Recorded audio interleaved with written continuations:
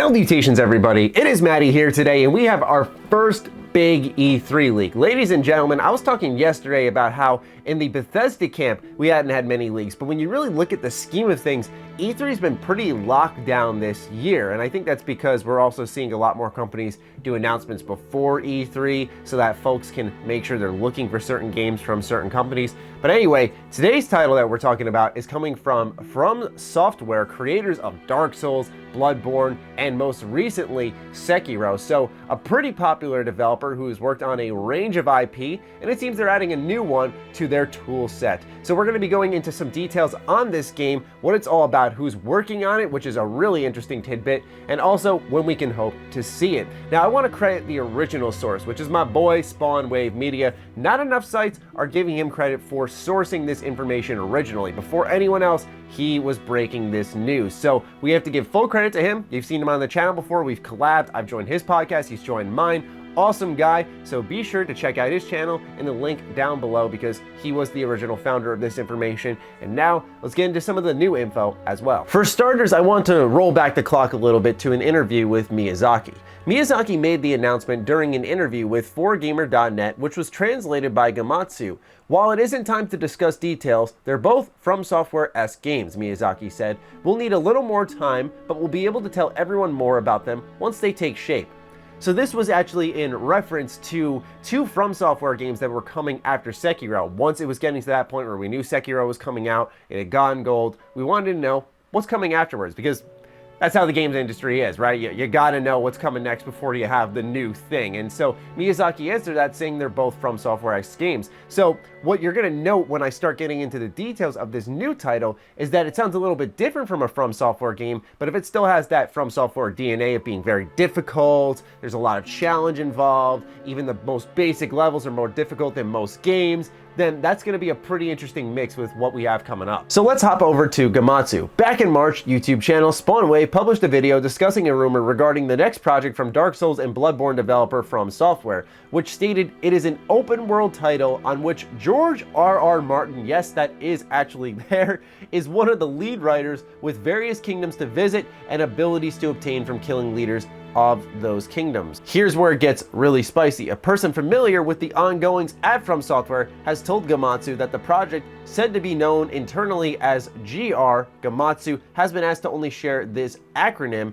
and in development for the past 3 years, is an open world title with horse riding and collaboration between Hidetaka Miyazaki and George R.R. Martin, published by Bandai Namco, which will be officially announced at Microsoft's E3 2019 press conference. While we have not been able to verify this information through additional sources, we have decided to share what we have heard in light of R.R. Martin's blog post. Now, before we get to George's blog post, let's talk a little bit about the idea of a From Software open world title with abilities obtained from visiting kingdoms. Now, actually, Spawnwave made an excellent comparison. I'm going to go ahead and mooch off of him for this one. Think of Mega Man. I think that's the best comparison you can make. In Mega Man, you go through the levels, you kill the boss, and once the boss is dead, you obtain his ability. Now, we don't know if it's going to have that weakness aspect that Mega Man uses, where there's a specific order to hit the bosses in, and you can take their powers and use them against other bosses that are weak to certain elements, and it makes it infinitely easier. We don't know if that will happen in this From Software title, but what's most notable here is that it's open world. I don't think we've really seen a true open world FromSoft game since probably Dark Souls 1 when you really think about it. That was not open in the sense of, wow, look at all the planes you can ride your horse in. No, I'm talking open in the terms of interconnectivity. I think there was only one location that was from Anne Orlando. I forgot, it was into a painting world. That was separate from the open world. And also we saw that similar thing in actually Bloodborne where you went to the Cainhurst Castle. So From Software's never really made a truly open world title, but I think the biggest attempt of an interconnected world that was quite seamless was seen in Dark Souls 1 as far as I'm concerned. So to see them hop off of that interconnected world and really go for truly open, because if you have horseback riding, you have to have a world that accounts for that gameplay mechanic, especially if that's going to be a major way of traversing. It also makes me wonder how exactly you're going to incorporate some tough gameplay, which From Software is known for, and we also see from Miyazaki that is a From Software-esque title, so that has to have that DNA. How can you incorporate that when you're riding around on your horse constantly, and it's in an open world? Is combat easy to avoid? Because that's something I noticed in Sekiro. Now, I sit in the minority on Sekiro. I understand it's a great game, it's just one that's not for me. And the reason I say that is because I thought, for example, that they added stealth, and that would be a cool addition to the game, but it turned out to be the thing that I dreaded the most, because what's happening is you die and you repeat stealth segments, and for me personally, it reminded me of a PS2 game at that point in time. On top of that, the universe didn't capture me as much as, for example, Bloodborne did, which is my favorite FromSoft game, and I feel when the universe fails to capture me, then I have no reason to grind onwards in these FromSoft games, unlike previously in Dark Souls 1, 2 even, 3, along with Bloodborne. So something failed to grab me with Sekiro, and part of it I think was some of the way that the gameplay mechanics had changed, where I'd say stealth was a little bit easier to cheese. It's not something that would get you through the game, and you still had to be decent at the title to get through to the end, but still I thought stealth was easy to cheese, and that's what I'm a little nervous about, I guess, with horseback riding, is combat becomes avoidable, there's less structure in the gameplay, and I think that's where From Software excels the most,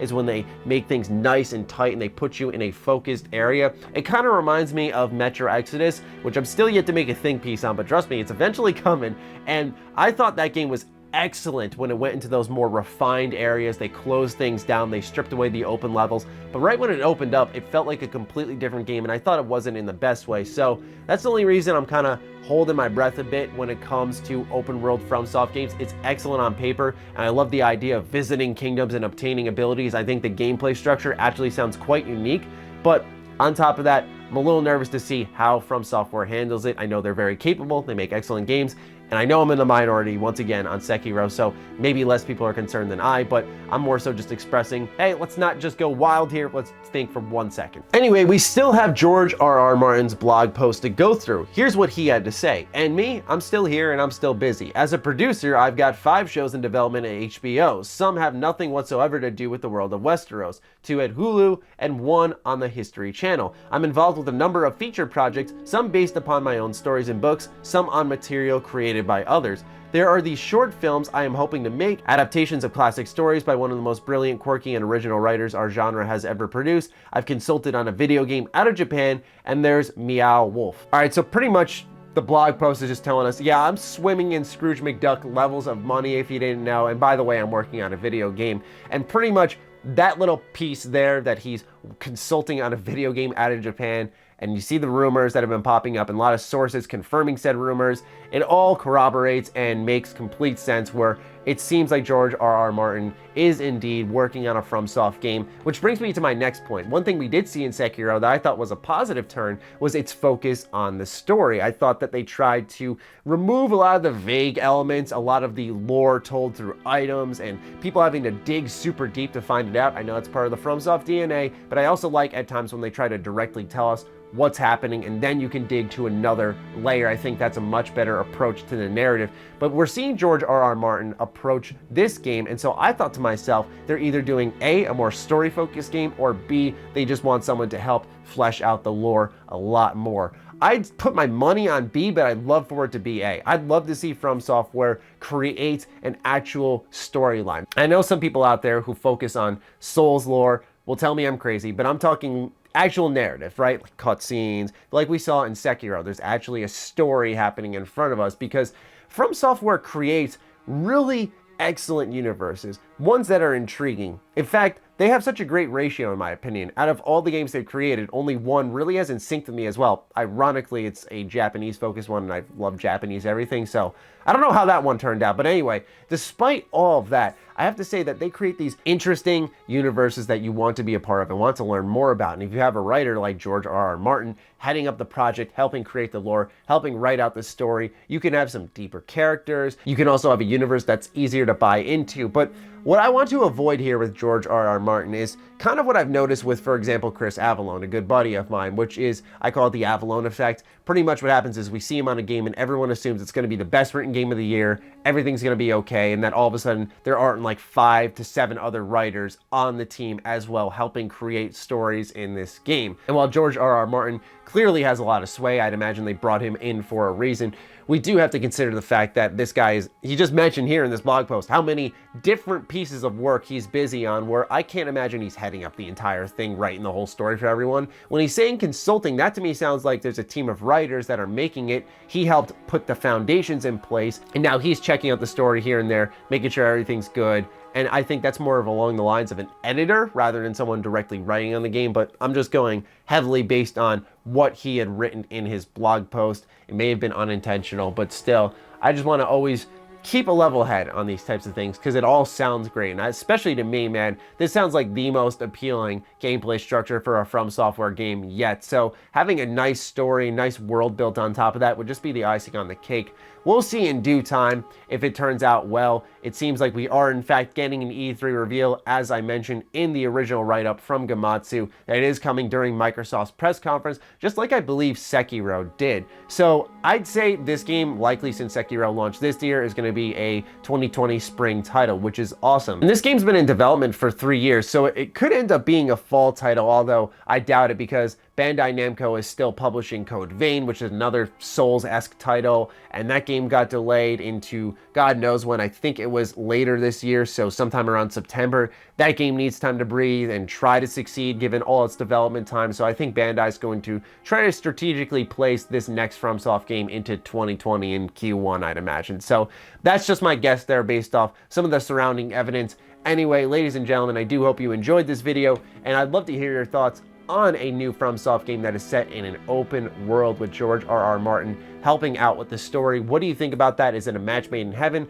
Are you concerned? Where do you sit on all of this? Let me know in the comments down below, ladies and gentlemen. Other than that, follow me on Twitter, like me on Facebook. Those links are in the description down below, along with my Patreon. Do consider supporting that as it fuels all the content I create here. Stay sexy, stay active. I love you all.